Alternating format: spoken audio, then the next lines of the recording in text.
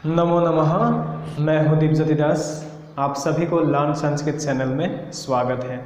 हम लोगों ने प्रीवियस वीडियो में चतुर्थी विभक्ति के बारे में डिस्कस किया था या फिर जाना था। अगर आप लोगों ने मेरा प्रीवियस वीडियो नहीं देखा है तो इस वीडियो का डिस्क्रिप्शन में प्रीवियस वीडियो का लिंक मिल जाएगा, वहाँ से आप लोग देख सकते हैं। तो आज हम डिस्कस करेंगे पंचमी विभक्ति के बारे में। आइए प्रारंभ करते हैं।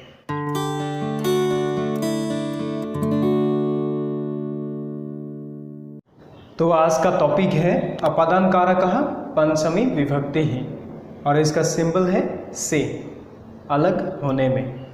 इसका डेफिनेशन मैं नीचे लिख दिया हूँ। जैसे अलग होने के अथवा पृथक होने के अर्थ में अपादान कारक होता है, अलग होना या फिर पृथक होना। अपादान में जिससे अलग होते हैं उसमें पंचमी विभक्ति का प्रयोग होता है। अपादान कारक में क्या होता है? जिससे अलग होते हैं, जो स्थान से या फिर जो प्लेस से अलग होता है उसमें पंचमी विभक्ति का प्रयोग होता है। अगर हम लोग एग्जाम्पल के साथ पढ़ेंगे तो ज़्यादा समझ आएगा। जैसे वृक्षात् पत्राणि पतन्ति, वृक्ष से, पेड़ से पत्ते गिरते हैं। पेड़ से, इसमें पेड़ के साथ से हुआ है, से का बोध हुआ है, इसीलिए वृक्षात्, ये जो वृक्ष शब्द है, मूल शब्द है वृक्ष, इसका पंचमी विभक्ति का एक वचन का रूप है वृक्षात्, तो इसमें वृक्षात् हो गया है। इसका अर्थ होगा वृक्ष से, पेड़ से पत्ते गिरते हैं। तो पत्ते गिरने से पहले कहाँ थे? पेड़ में, उसके बाद कहाँ गिर गए? जमीन में। तो एक जगह से दूसरे जगह जाना, सेपरेट हो जाना, अलग हो जाना, उसी में पंचमी विभक्ति का प्रयोग होता है और उसी को अपादान कारक कहा जाता है। ठीक इसी तरह नेक्स्ट एग्जाम्पल, आकाशात् जलम वर्षति। आकाशात् यानी आकाश से, स्काई से, जलम यानी पानी, बारिश, वर्षति वर्षा होना, रेन होना। आकाश से पानी गिरते हैं या फिर बारिश होता है, तो इसमें आकाश के साथ पंचमी विभक्ति का प्रयोग हुआ है। नेक्स्ट एग्जाम्पल, अहम पाठशालायाः आगच्छामि। मैं पाठशाला से आया हूँ। पाठशाला यानी स्कूल, स्कूल से आया हूँ। तो मैं आने से पहले मैं कहाँ था? स्कूल में था। अभी कहाँ हूँ? घर में हूँ। तो एक जगह से दूसरे जगह सेपरेट हो जाना, स्थानांतरित हो जाना। तो स्कूल से घर आया हो, तो इसलिए स्कूल के साथ क्या होगा? पंचमी विभक्ति का प्रयोग होगा। तो स्त्रीलिंग में क्या होगा? आयाः, जैसे पाठशालायाः। ठीक इसी तरह यहाँ पर कुप्याः जलम पतति। कुप्याः यानी बोतल से, कुपी, कुपी मीन्स बोतल, बोतल से, कुप्याः जलम पतति पानी गिरता है। कहाँ से पानी गिरता है? बोतल से। तो पानी गिरने से पहले कहाँ था? बोतल में, या फिर बोतल के अंदर, गिरने के बाद कहाँ गया? जमीन में। तो एक जगह से दूसरा जगह सेपरेट हो जाना, अलग होने में पंचमी विभक्ति का प्रयोग होता है।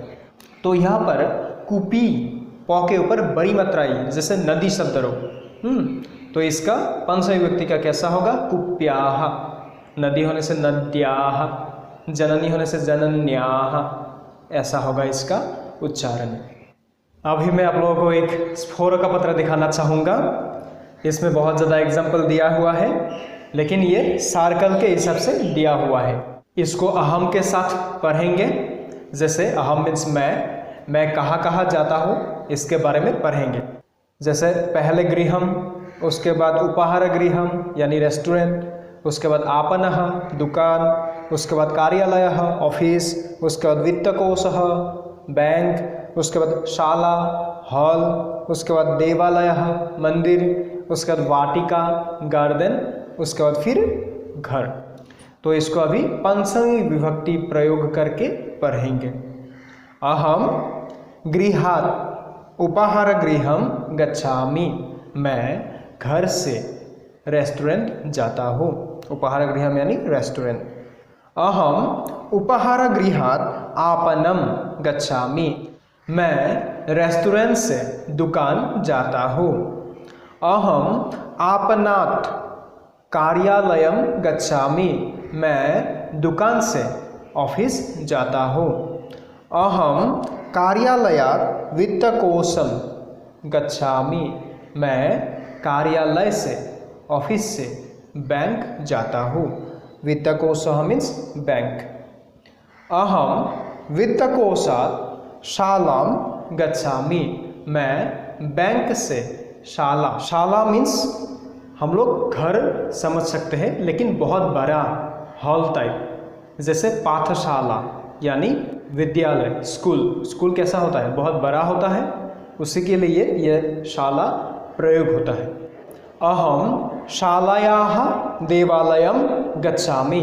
इसमें शालायाः बालिका जैसा हुआ है प्रयोग पंचमी का, लेकिन इसमें क्या था, वित्तकोशात्, जैसे कार्यालयात्, आपनात्, लेकिन इसमें होगा शालायाः, बालिकायाः, ऐसा पंचमी विभक्ति करो।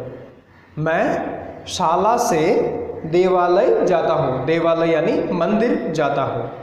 अहम देवालयात् वाटिकां गच्छामि। मैं मंदिर से गार्डन जाता हूँ। वाटिका यानी गार्डन। अहम वाटिकायाः गृहम आगच्छामि। मैं वाटिका से, गार्डन से घर आता हूँ। इसमें जाता हूँ नहीं होगा, क्योंकि हम लोगों ने घर से स्टार्ट किया था, तो एक राउंड लगाने के बाद वापस घर आना है, इसको जाना नहीं बोलेंगे, गच्छामि नहीं बोलेंगे, उसके आगे एक आ का प्रयोग करके आगच्छामि करेंगे। अभी मैं आप लोगों को एक दूसरा स्फोर का पत्र दिखाना चाहूँगा। इसमें बहुत ज़्यादा जगहों का नाम दिया हुआ है, तो पहले हम लोग कहाँ कहाँ जाएंगे इसके बारे में यहाँ पर दिया हुआ है, इसको अभी पढ़ेंगे। इसमें भी अहम प्रयोग करके पढ़ेंगे। जैसे अहम गुवाहाट्याः जागीरोदम गच्छामि। मैं गुवाहाटी से जागीरोद जाता हूँ। अहम जागीरोदात् वटद्रवाम गच्छामि। मैं जागीरोद से वटद्रवा जाता हूँ। इसमें हम लोग जिससे अलग होंगे उसमें पंचमी विभक्ति का प्रयोग करेंगे, लेकिन हम लोग जहाँ जाएंगे वहाँ पर द्वितीय विभक्ति का प्रयोग होगा। इसमें सब में प्रथमा विभक्ति का प्रयोग हुआ है, लेकिन हम लोग जब इसको पढ़ेंगे जिससे अलग होंगे उसमें पंचमी विभक्ति का प्रयोग करेंगे, और जहाँ जाएंगे वहाँ पर द्वितीय विभक्ति का प्रयोग करेंगे। जैसे अहम वटद्रवायाः काजीरंगाम गच्छामि। मैं वटद्रवा से काजीरंगा जाता हूँ।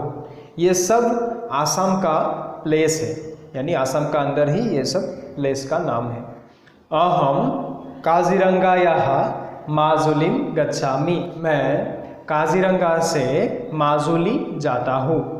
अहम माजुल्याः शिवसागरम गच्छामि। मैं माजुली से शिवसागर जाता हूँ। इसमें बड़ी कारांत मात्रा है, इसीलिए माजुल्याः ऐसा हुआ है। नेक्स्ट, अहम शिवसागरात् विश्वनाथम गच्छामि। मैं शिवसागर से विश्वनाथ जाता हूँ। अहम विश्वनाथात् तेजपुरम गच्छामि। मैं विश्वनाथ से तेजपुर जाता हूँ। अहम तेजपुरात् गुवाहाटीम आगच्छामि। मैं तेजपुर से गुवाहाटी आता हूँ। इसमें भी इसमें आता हूँ होगा, बाकी सब जाता हूँ, यानी एक जगह से जाकर वापस वही जगह में आना। पंचमी विभक्ति में अगर हम लोग को पता नहीं होगा कि इस वर्ड में, सपोज कोई भी एक वर्ड में पंचमी विभक्ति में क्या रूप होगा, अगर हमें पता नहीं होगा या फिर हम कभी कभी कंफ्यूज हो जाते हैं उसमें क्या होगा, तो उसके लिए एक उपाय है। उसमें क्या करना है, जिस जगह से अलग होगा उस जगह के अंत में यानी लास्ट में तह प्रयोग करना है।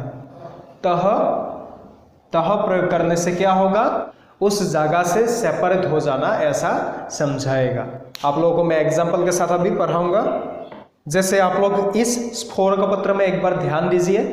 इस स्फोरक पत्र में बहुत सारा जगहों का नाम दिया हुआ है जो भारत का ही किसी किसी स्थान का है।